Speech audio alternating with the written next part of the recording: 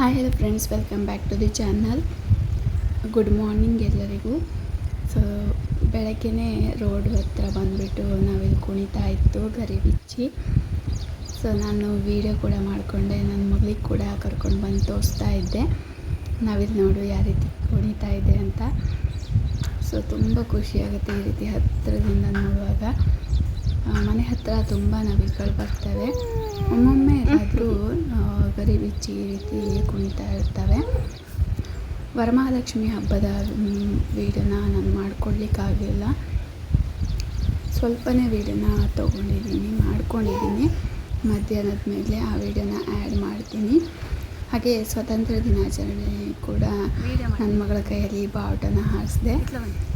So first time ಅವಳು ಕೂಡ ಸ್ವಾತಂತ್ರ್ಯ ದಿನಾಚರಣೆಯನ್ನು ಆಚರಿಸ್ತಾ ಇರೋದು. ಫ್ಲ್ಯಾಗ್ನ ತುಂಬ ಚೆನ್ನಾಗಿ ಹಿಡ್ಕೊಂಡು ಹಾರಿಸ್ತಾ ಇದ್ಲು. ಹಾಗೆ ಕೇಸರಿ ಬಿಳಿ ಹಸಿರು ಬಳೆ ಕೂಡ ತಗೊಬಂದು ಹಾಕಿದ್ದೆ ಮಗಳಿಗೆ. ಒಂಥರ ಖುಷಿ.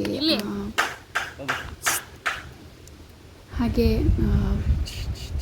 ವಿಡಿಯೋನ ಎಂಡ್ವರೆಗೂ ನೋಡಿ, ಸಬ್ಸ್ಕ್ರೈಬ್ ಮಾಡಿ ನೋಡಿ.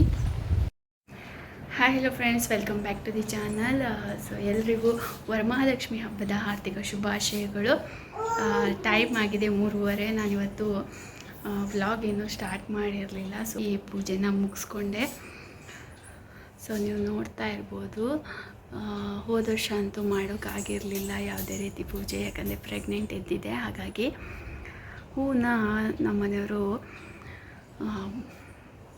ಕುಂದಾಪುರ ಹೋದಾಗ ತೆಗೆದಿಟ್ಕೊಂಡು ಬಿಟ್ಟಿದ್ರು ಡ್ಯೂಟಿಲಿ.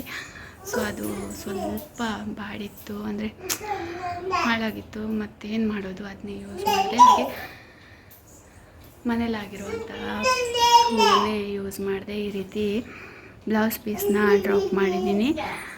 ದೂರದಿಂದ ತೋರಿಸ್ಬಿಡ್ತೀನಿ. ಸೊ ಇಲ್ಲೊಂದು ದೀಪನ ಹಚ್ಚಿದ್ದೆ.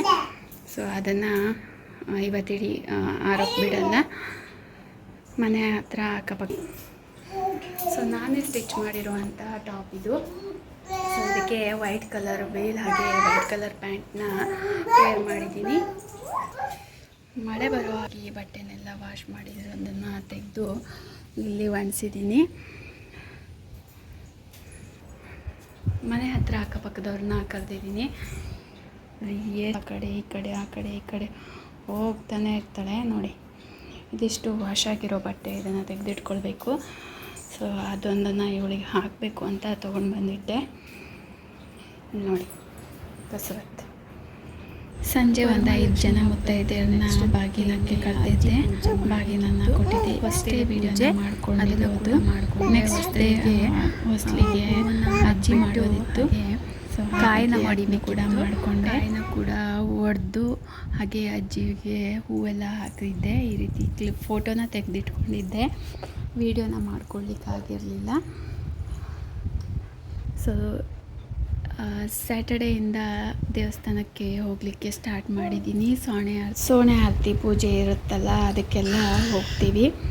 ಇನ್ನು 1 ತಿಂಗಳುಗಳ ಕಾಲ ಸೋಣೆ ಆರತಿ ಇರುತ್ತೆ. ಸಾಧ್ಯವಾದಷ್ಟು ದಿನ ಹೋಗೋದು. ನಮ್ಮ ಮನೆ ಹತ್ತಿರ ಮಕ್ಕಳೆಲ್ಲ ಹೋಗ್ತಾರೆ, ಅವ್ರ ಜೊತೆನೇ ನಾನು ನನ್ನ ಮಗಳನ್ನು ಕರ್ಕೊಂಡು ಹೋಗ್ತೀನಿ. ಫೋಟೋನ ತೆಗೆದಿಟ್ಕೊಂಡಿದ್ದೆ, ಆ್ಯಡ್ ಮಾಡಿದ್ದೀನಿ.